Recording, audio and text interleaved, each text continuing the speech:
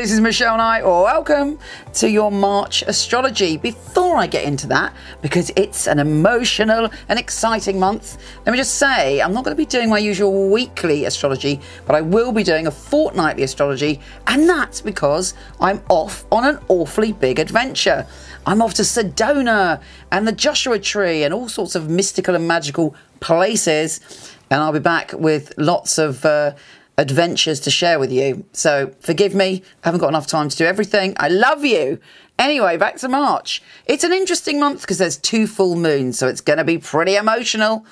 On top of that, we have Jupiter and Mercury going retrograde, so expect some news from the past. Here's your monthly astrology.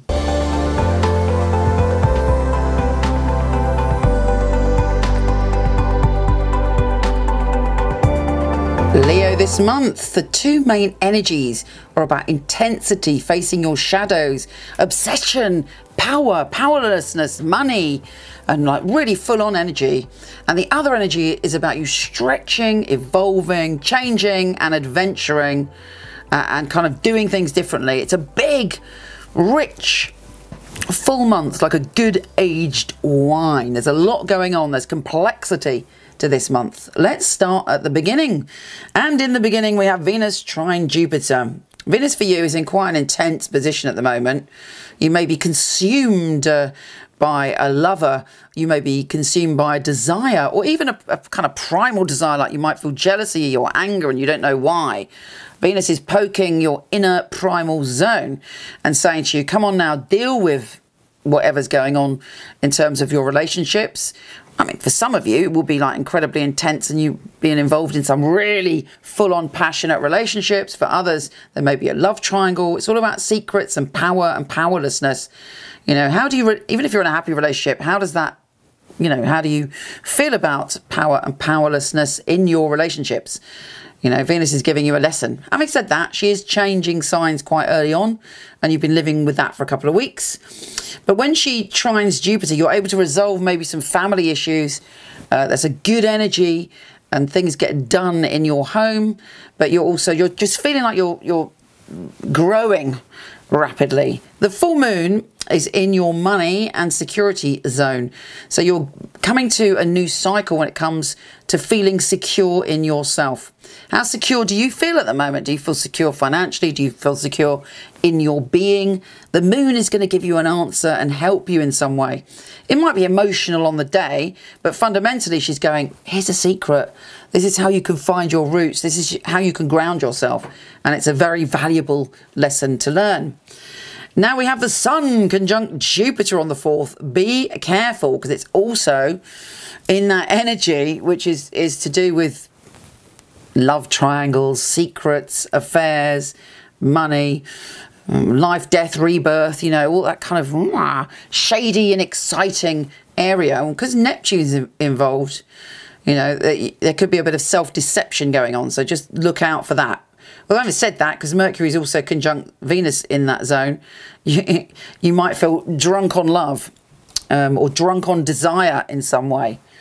But let it all play out. Go within yourself and see where that energy is coming from and what's real and what isn't real. But of course, enjoy your love roller coaster. Mercury is shifting signs, as is Venus, and lightens things up for you, thank goodness. And they're moving into an area for you which is all about you feeling more bold, more confident, able to express your unique soul, able to get out there in the world, to travel, adventure, and expand your horizons.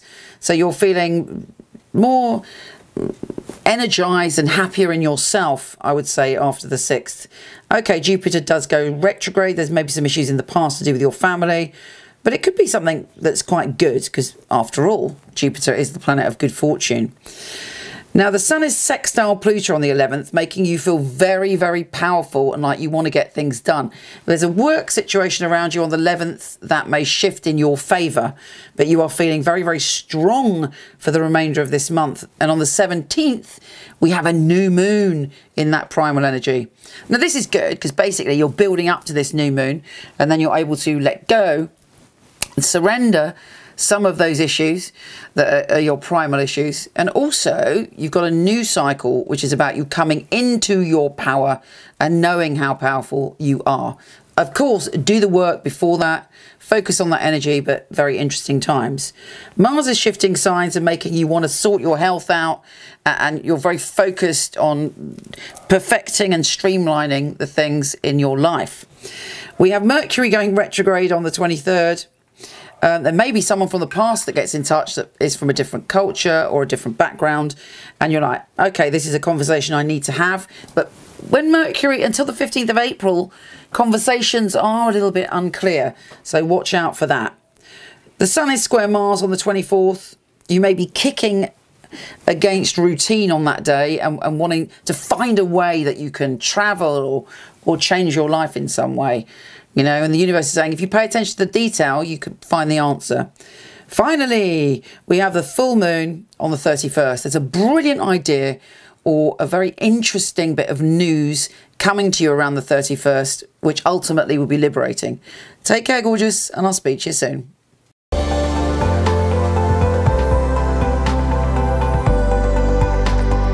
Thanks for listening, gorgeous. Just to say, I've got some amazing new stuff on the website. We've got a natal chart and a description, not just the pretty will, but all the stuff about you written down for free on michelleknight.com or horoscope.co.uk. Obviously, I've got my fabulous psychics, all handpicked by me, and tons of free tarot readings, articles, and loads of written astrology, weekly, daily, and yearly. Take care, gorgeous.